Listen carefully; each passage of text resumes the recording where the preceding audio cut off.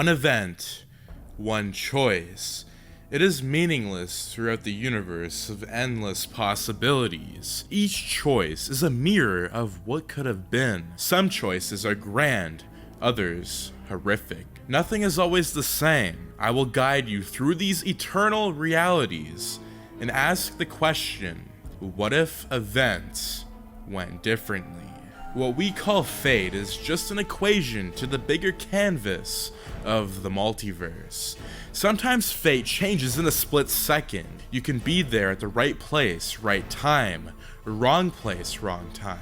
As destiny would have it, at that split second, Peter Parker chose to save Mary Jane and the children.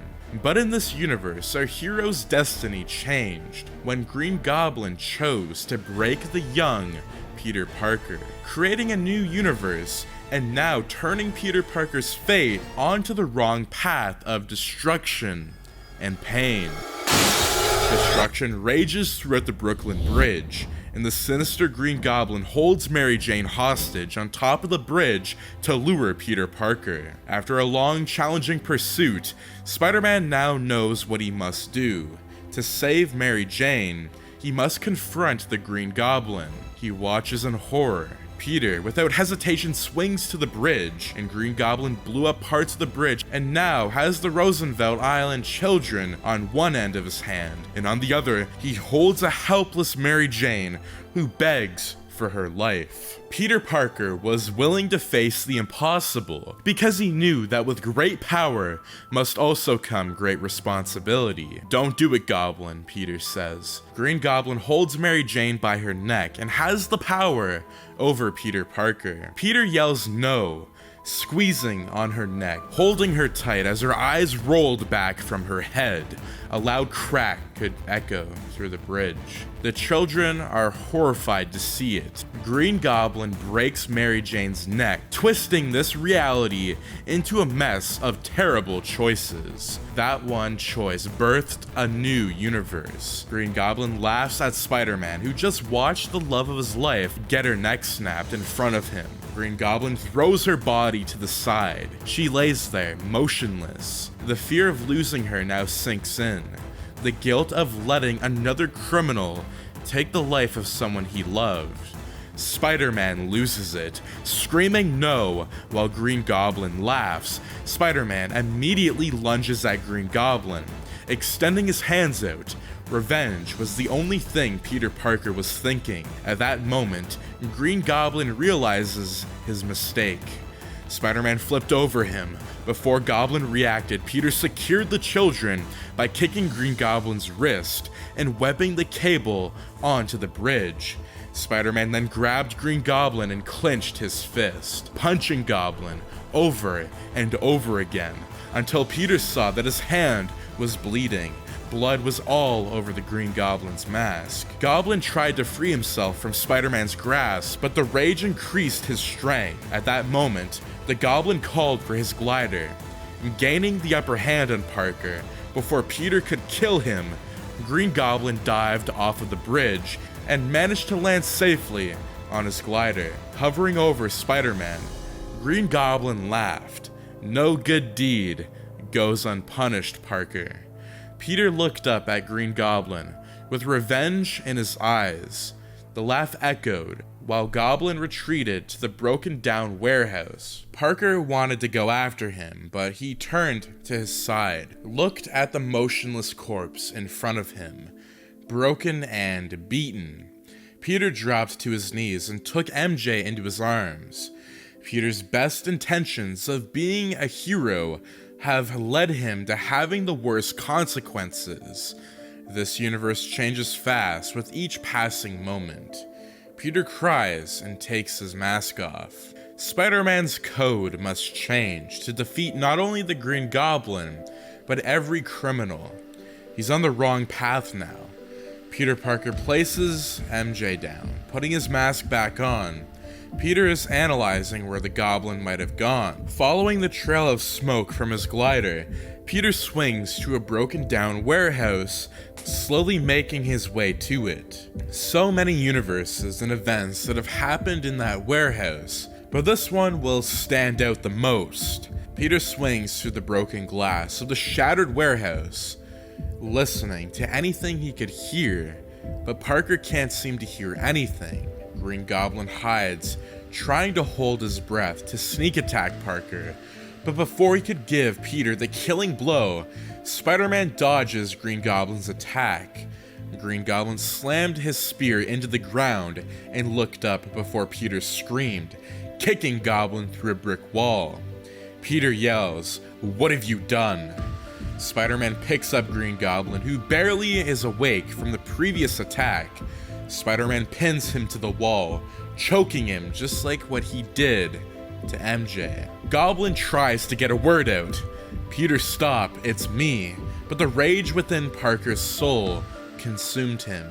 Choking the life out of the Green Goblin is all he could think about.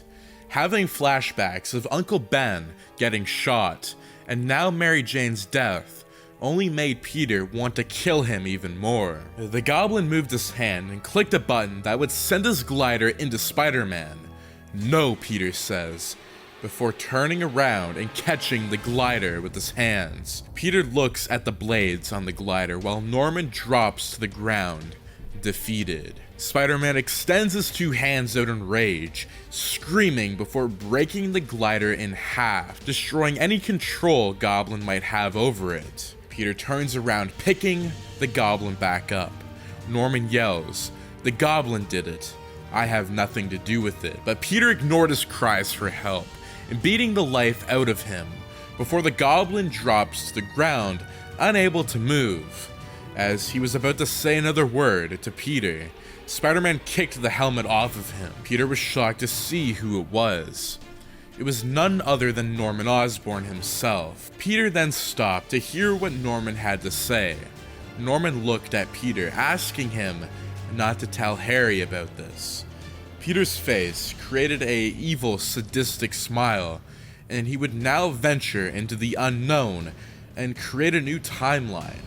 One that didn't involve Norman Osborn. Norman yelled stop, but the young man had already made up his mind after Goblin had killed Mary Jane. Peter webbed up the broken glider and with his two hands shoved it into Norman's gut.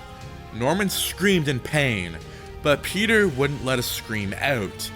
Taking his two hands, he wrapped it around Norman's neck before proceeding to choke him to death while he was impaled by the glider. The blood spilled all around his suit.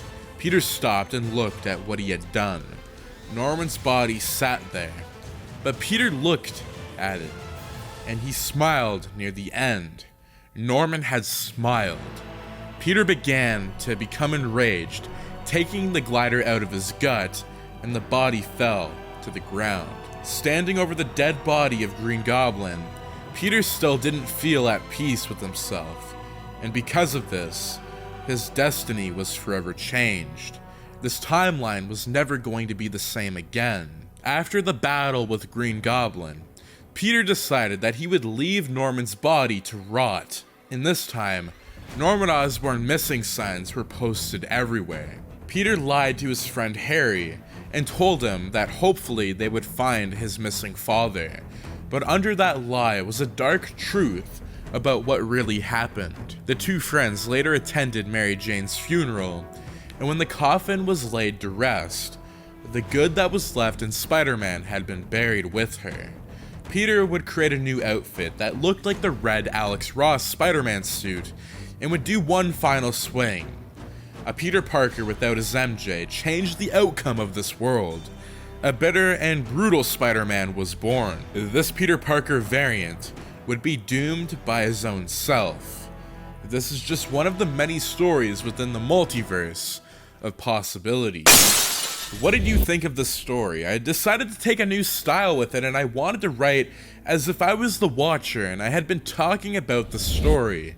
I know that I did something like this almost 3 years ago with What If Green Goblin Had Killed Mary Jane in Spider-Man 2002, but I really wanted to remaster and remake this What If. I wanted to tell it in such a way that leaves it with the cliffhanger for part 2 and part 3 for Spider-Man 2 and 3, because I know without MJ, and now I'm missing Norman Osborn. This leaves Harry and Peter in a position we never would have thought to have had them in within the Sam Raimi trilogy. What did you guys think of the style and the story? If you guys want to see more videos like this one, then do make sure to subscribe, like, share, and turn your notifications on so you and your friends are all up to date with the latest content. But anyways, as always guys, thanks for tuning in and have a fantastic day.